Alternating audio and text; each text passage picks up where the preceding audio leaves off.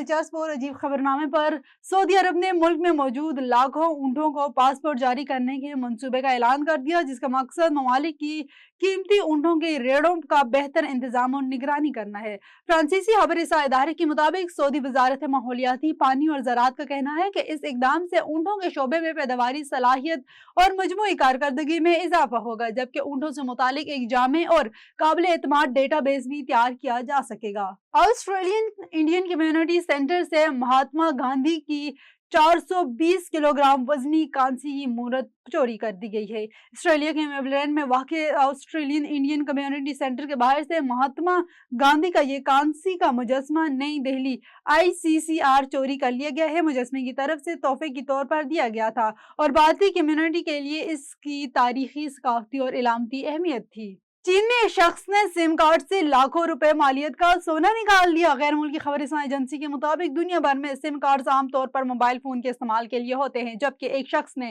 سم card سے بھاری مقدار میں سونا حاصل کرنے کا حیران کن دعویٰ کر کے سب کو چونکا دیا ہے۔ سم کارڈ سے سونا حاصل کرنے کا دعویٰ کرنے والا شخص چین کے صوبے گوانگ ڈونگ سے تعلق رکھتا ہے اور ایک معروف بلاگر ہے، جس کا کہنا ہے کہ اس نے سم کارڈ کی چپس اور دیگر برقی آلات سے مجموعی طور پر 191.73 گرام سونا تولہ حاصل کیا ہے۔